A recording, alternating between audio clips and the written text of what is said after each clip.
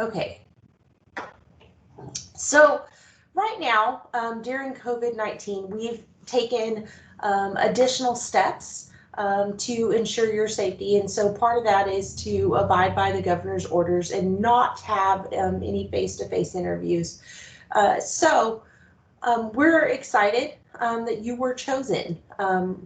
I can tell you there were 224 individuals that were chosen to submit a video recorded interview across the state. And of course, that's going to fluctuate a little bit as people found out if they were Terry scholars or those kinds of things. But we are so glad that you were chosen to be a represent District 11. And so congratulations. And so what I want to do today is really just kind of run through some tips with you, give you some ideas on how to format your video, answer any questions that you have, and make sure that you are set and ready to go. Okay, so the first thing, please understand that you have been given an opportunity to quote unquote interview by submitting your video recording, but this in no way guarantees you a scholarship. This very well can move you up or down in the rankings. So your application was submitted and scored, and so there is a preliminary ranking right now. And so what this interview does is it kind of finalizes that ranking. And so you can either go up or you can go down based on your video interview. And so it's really important that you give this your best shot. Okay, so here's what this means. We want you to review your application and know what you put in your application. Okay, because that's what the judges know about you so far. And so if you submit a video interview and it talks about nothing of what's in your application, that's not going to help you. We know that because right now they get one shot with you. They get one shot to see you on video, and it's not the same as an in-person interview. We don't get to experience your personality. And so we want to make sure that the people that we are giving our scholarships to are not just paper tigers, you know. And so we want to make sure that the same kid that's giving us that video interview is going to be the same child that submitted that application on paper. And so we really want you to make sure that you talk about the things inside your application. I want you to find something that makes you unique. Find something that makes you stand out. Here's what the tough part of this year is. Everybody has leadership opportunities. Everybody has project work, but what makes you unique? What is going to make you stand out? That is so incredibly important. And so please make sure that you think about that. Think about your video interview. I want you to prepare it, write it down, script your answers out, because that's going to make your video interview seem much more prepared. Okay, so some of you have asked, like, how do I dress? What does this look like for me? Well, you're going to dress like you would if you were going to a real interview, and you're going to dress as if you would, as if you had those three judges sitting in front of you at that moment in time. You're also going to make sure that you are in a well-lit area, and that you, one second, that you have a quiet space. And so this isn't the time to try and get creative with your interview. This is a time for you to take it seriously, as if somebody was interviewing for you for a job. Okay, and so you're going to make sure that you dress in a suit or a nice suit jacket, anything like that. We want to make sure that you have minimal jewelry on and that your hair is very professional. And so now is not the time to try and glam up your makeup. Now is not the time to make sure that you have lime green nails. That's not what we want right now, okay? We want to make sure that you are presenting your best professional foot forward. So when you are recording your interview. Okay, we want to make sure that you are sitting up straight, that you have correct posture, because not only does that help you as a person feel better, but it helps your voice project and it shows a lot more confidence. And so we want to make sure that you are presenting that right there. So if you have nervous habits, how many of you have nervous habits? I know I do. I tend to fidget with my hands. I say the word a lot. I know these things about myself. And so have a plan. So for me, I like to just put my hands on my lap or put them on the table in front of me. Sometimes I like to make sure that I have something to fidget with. And so sometimes I've held a paper clip in my hand, especially if there's a table in front of me, and I can hold that under the table. But we don't want to do anything that is going to distract the judges from looking at or from listening to your answers. So here's the neat thing about this year. You have an opportunity to practice. That's something that kids don't get every year. You have an opportunity to record, re-record, edit. There's some basic film editing software that you can use to edit. And so that's really, really, use that to your benefit this year. And then when you're answering your questions, please focus. Focus on answering that specific question. Don't ramble. We don't want you to ramble just to use the full 5 minutes, but we want to make sure that you are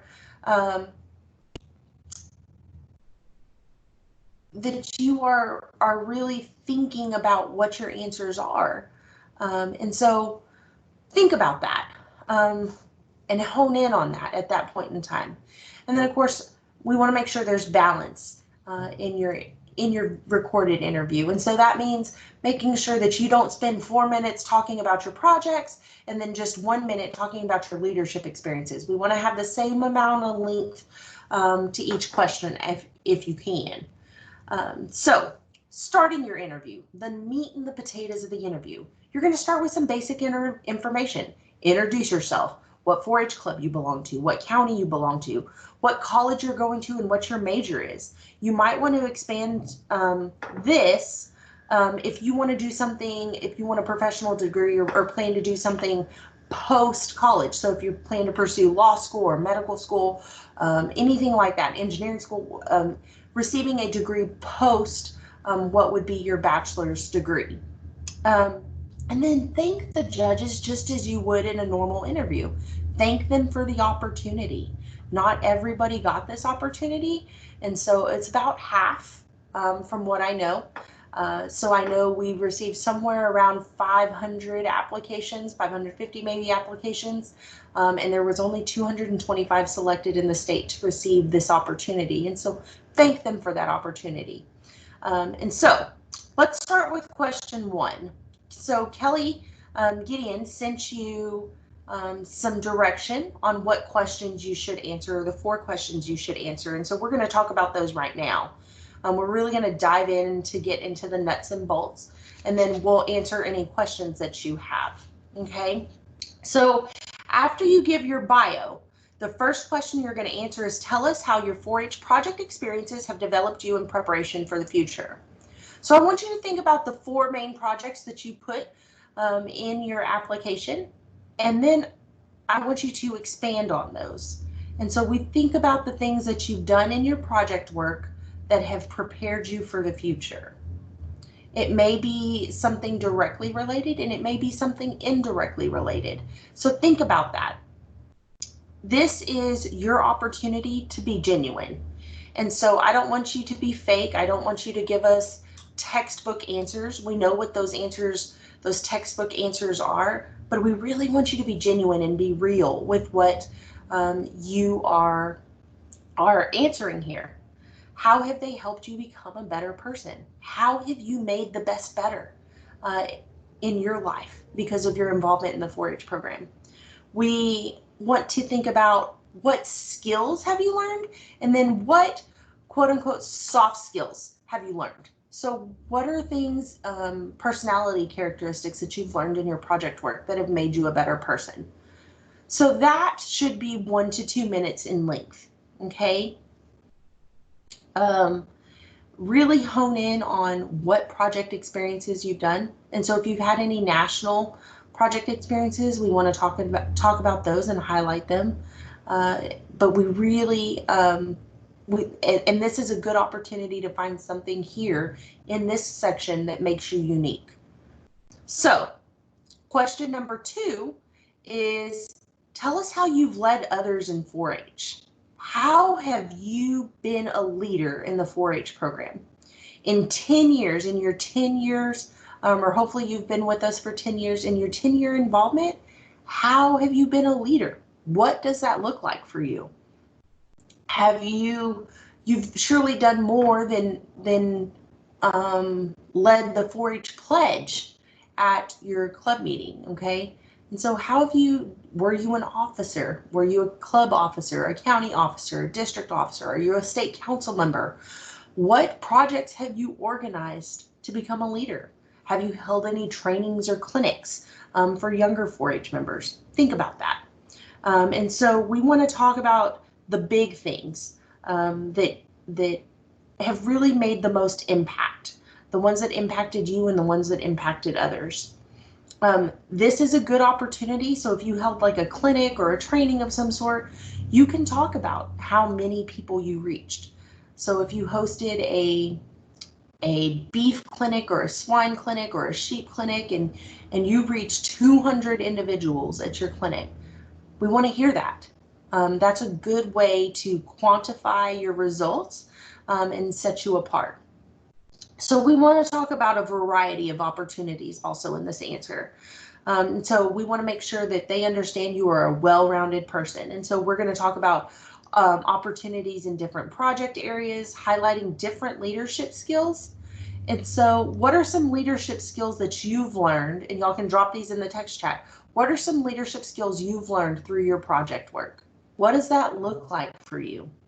And then of course, anything that you've done outside of your county. So if you've done anything at the district level, the state level, or the national level, we want you to highlight those.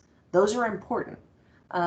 Really and truthfully, about 1% of our 4-H members take advantage of some sort of state level opportunity, and a bit more take advantage of some district opportunities, but it's not very many 4-H members. And so we really want to make sure that they understand that you are different. We want you to represent our program. We want to sit you in front of our donors and really tell them the great things that we can do in the 4-H program. So the third thing that we really want you to talk about and hone in on is your service. What community service projects have you led? What have you done to help others because of the 4-H program? And so highlight here, make sure you know what you put in your application, but what are the biggest service projects that you have led or helped organize or been a part of? Don't stress about trying to remember the numbers here, but we really want you to stress and emphasize the impact that you've made on the 4-H program, or that the 4-H program has made on you, and the impact you've made on others. Okay, so so in the service area, we want you to remember the P's from your record book. So what have you primarily led in the 4-H record book? What have you done yourself?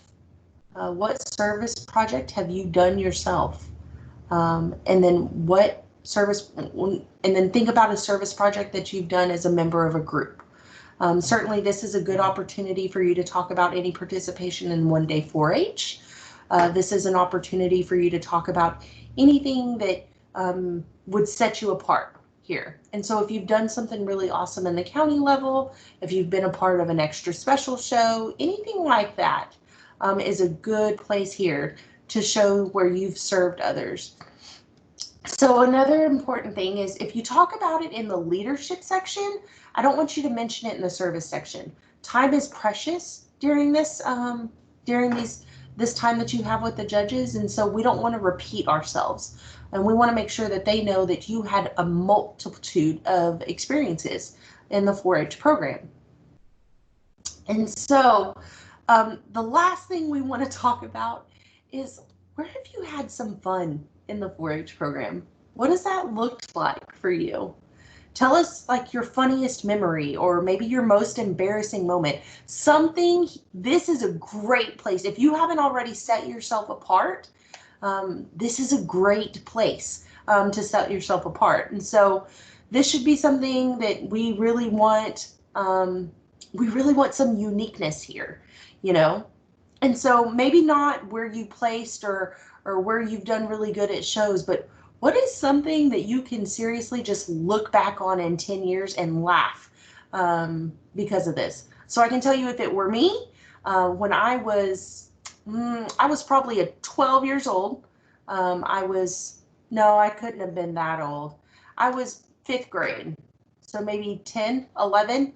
But my swine project was stress positive. I showed HAMPs, and during the middle of the show, the pig stressed out on me in the show ring, and quite literally just was there. And it was a bad situation, and I was so embarrassed. And so I quite literally looked at my dad in the stands, threw my hands up, and walked away, right? Not the best characteristic of a 4-H member, and certainly not what we want to teach our kids. But at that moment in time, I was so embarrassed. So my parents used it as a teaching moment, but how many other people have had their swine project stress out and pass away on them in the middle of the show ring? That's something that would set me apart.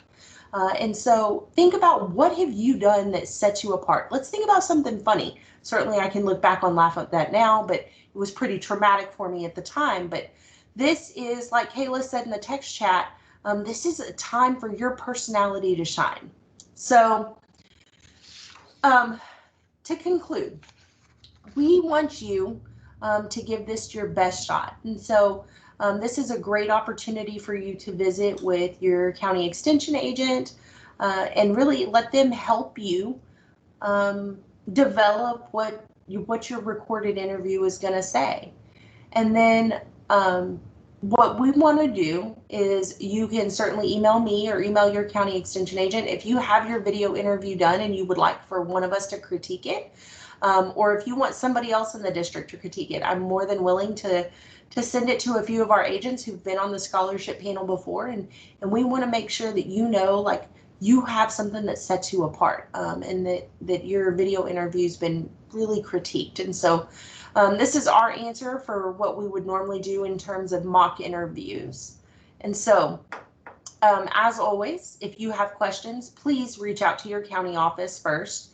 And then you can always reach out to me if you need some additional assistance. So thanks for getting on today. I am going to stop recording, and then we're going to open it up for some questions.